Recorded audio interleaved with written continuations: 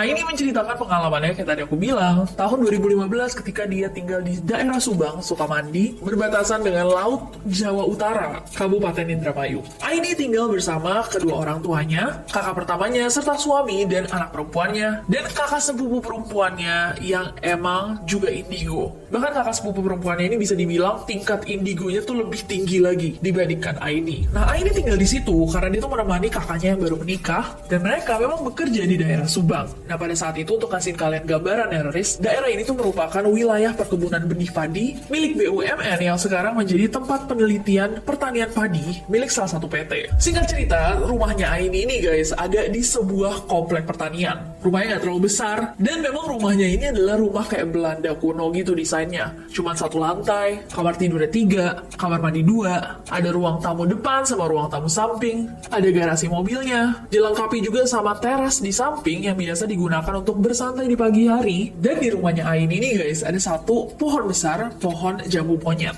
memberikan kita deskripsi rumahnya tuh ada apa aja ya. Nah, pas Aini ini kayak nanya-nanya nih sama tetangga-tetangganya tuh lumayan surprise untuk ngelihat keluarga Aini masuk ke rumah ini. Mereka tuh cerita, iya waktu itu tuh pernah ada tetangga lain yang masuk ke dalam rumah ini, satu keluarga, tapi baru 2 hari mereka tinggal di situ, tiba-tiba mereka kayak mendadak cabut aja, kayak nggak tinggal di situ lagi. Nah, dari cerita-cerita para tetangga, katanya mungkin aja keluarga ini tuh diganggu sama satu sosok genderuwo yang berada di atas AC kamar belakang. Tapi selama Aini tinggal di sana 1 bulan pertama, keluarganya sama sekali nggak diganggu sama apa-apa guys. Apalagi keluarganya Aini ini kan ada Aini sama sepupunya yang lumayan peka sama hal-hal mistis, tapi mereka nggak merasakan apa-apa. Sampai sebulan kemudian, Neroris. Jadi tepatnya di suatu sore. Pada suatu Kamis sore, langit tuh kondisinya lagi gelap, mendung, dan udara jadi sedikit lebih dingin dari biasanya. Aini diminta untuk menjemput kakak sepupunya, Yona, yang sedang bekerja sebagai sekretaris dari PT Pertanian yang tadi kita bahas. Dan kebetulan motornya itu lagi diperbaiki di bengkel.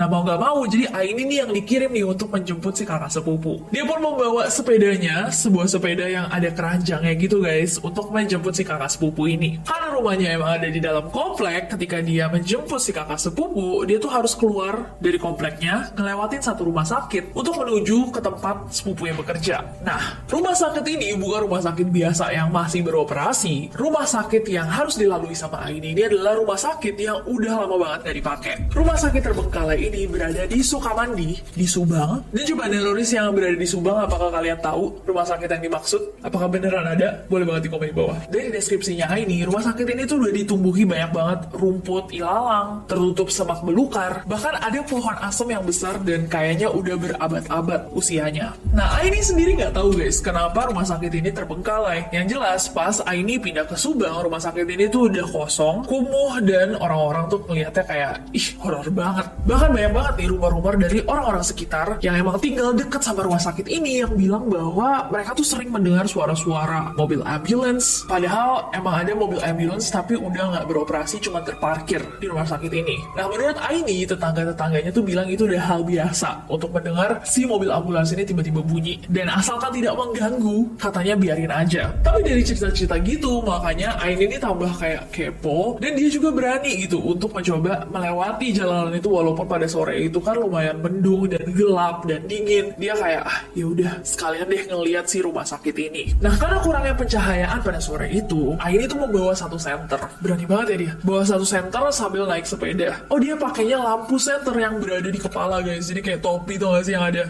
pingnya gitu. Nah, setibanya di lintasan lingkungan rumah sakit, Aini itu berhenti guys, mengayuh sepedanya, ngeliat ke sekeliling tempat itu, dan dia ngeliat kayak gelap, kotor, lembab, tapi ya lumayan sih bikin merinding.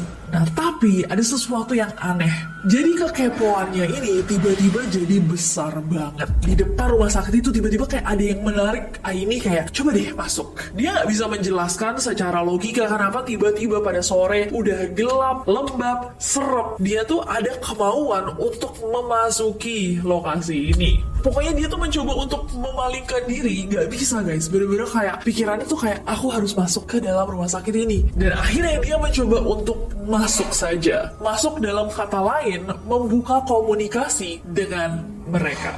Baru aja dia mencoba untuk membuka komunikasi sama makhluk lain, tiba-tiba dan dia terhentak kaget. Karena tiba-tiba azan maghrib berkumandang.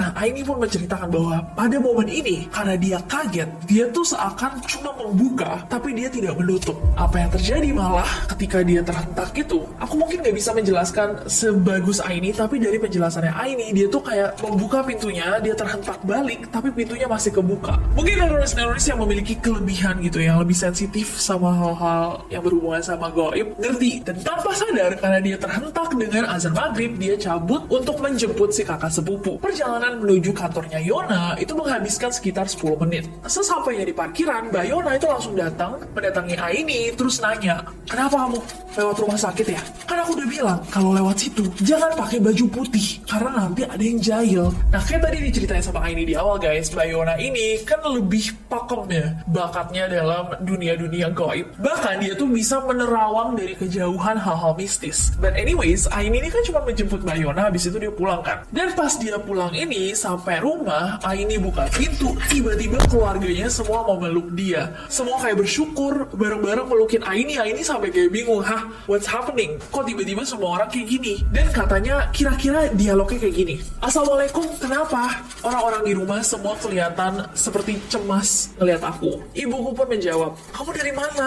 Tadi kamu izin buat jemput Mbak Yona. Loh, memang, kan tadi aku udah izin sama ibu di depan. Iya, emang udah, tapi sejam kamu nggak sampai di kantor, bahkan nggak sampai di rumah ini. Nah, Aini pada saat ini guys kaget banget karena dia ngerasa bahwa journey-nya dia, perjalanannya dia untuk menjemput Mbak Yona itu cuma sekitar 20 menit. 10 menit ke sana, 10 menit balik, ya mungkin ditambah-tambah 5 menit lah waktu dia stop di depan rumah sakit itu. Aku jemput Mbak Yona kok bu, aku tadi sempat ngobrol sebentar di kantornya, habis itu kita pulang. Mana Mbak Yonanya? Tanya ibunya Aini. Ada di depan lagi nutup garasi. Jujur pada momen ini, Aini tuh rada bingung dan juga kesel gitu kenapa dia dipertanyakan, seakan dia kabur tadi dari rumah untuk ke tempat lain. Gak lama nih setelah Aini mengatakan hal itu, bahwa si Mbak Yona tadi lagi nutup garasi, Mbak Yona keluar dari kamarnya. Udah pakai daster.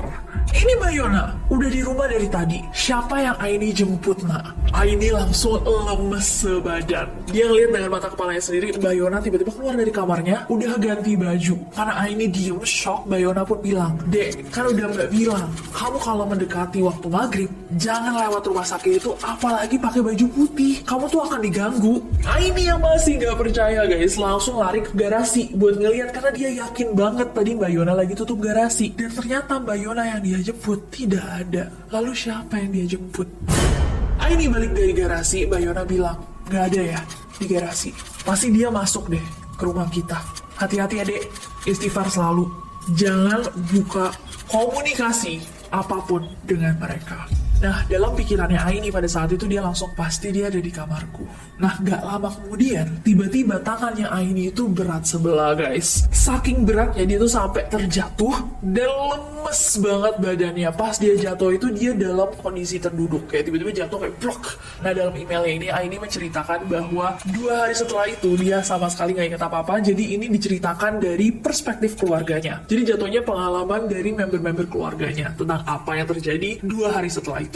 Ternyata selama 2 hari, jujur ini merinding banget, selama 2 hari Aini berbicara menggunakan bahasa Sunda. Dia menangis, tertawa, cekikikan, dan kata kakaknya Aini ini hampir kehilangan nyawanya guys. Karena apapun yang dijemput sama Aini dari rumah sakit, itu udah ambil pisau dan ditahan sama semua orang karena dia mencoba mengarahkannya ke pergelangan tangannya Aini. Karena semuanya udah chaos banget, akhirnya Mbak Yona itu mencoba berkomunikasi sama apapun yang dijemput Aini pada saat itu di rumah sakit. Dan ternyata si dia ini sudah memperhatikan Aini sejak keluarganya Aini pindah ke rumahnya. Dan dia, and I quote, sangat membenci Aini. Karena Aini itu hobinya pakai baju warna putih. Dan si sosok ini, si dia ini benci banget sama baju warna putih. Kenapa? Karena ternyata baju putih ini mengingatkan dia saat dia mengalami kecelakaan ditangani oleh seorang dokter. Dokternya itu pakai jas putih, tapi dokter ini tidak bisa menyelamatkan nyawanya. Di tengah-tengah antara hidup dan mati, saat dia sangat kesakitan, dia ditemani sama si jas putih itu. Makanya dia tuh punya trauma yang luar biasa sama baju warna putih. Sosok ini tuh marah banget karena gak ada yang bisa membantu dia, dan itu tuh kebawa mungkin energinya yang tersisa atau apapun sosoknya dia ini. Pokoknya benci banget ketika orang memakai baju warna putih, dan dia itu selalu mencoba untuk mencelakai orang-orang. Dia akan menarik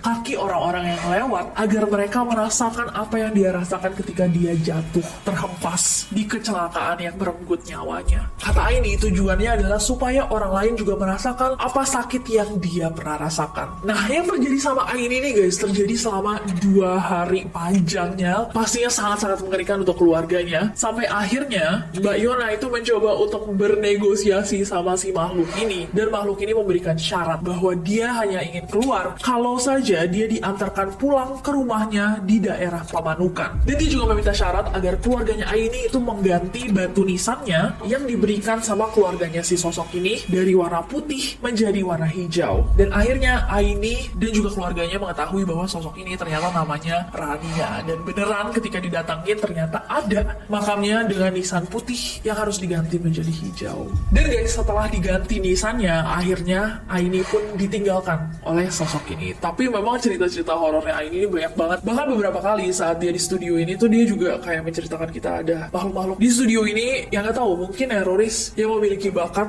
atau indigo bisa melihat, tapi untuk kita itu cuma cerita-cerita yang bikin merinding. Awalnya tuh aku yang membuka portal untuk komunikasi sama mereka gitu kan, tapi ya itu aku kayak langsung sadar kayak ini nggak boleh, ini nggak bener gitu kan. Tapi terlanjur si perempuan ini udah setengah masuk ke badan aku gitu. Oh, terus habis itu kamu pergi, terus kayak kamu langsung pulang gitu, kamu nggak mengembalikan dia juga ke tempatnya gitu. Dalam kakannya iarannya itu aku masih ingat sih, hancur banget hancur. Oh, kamu tahu dia bentukannya kayak apa? Kamu tahu? Pas aku tidur selama 2 hari itu aku diliatin bener-bener dia. Jadi tuh yang pas di rumah sakit aku ditampakin sekali, dia keadaannya cantik kak, bener-bener cantik banget. Cantik. Nah pas aku kedua kalinya itu ditampakinnya bener-bener mukanya hancur, tangan kirinya udah kayak hampir mau putus, terus berdarah gitu deh. Pakai baju putih nggak? Putih ya.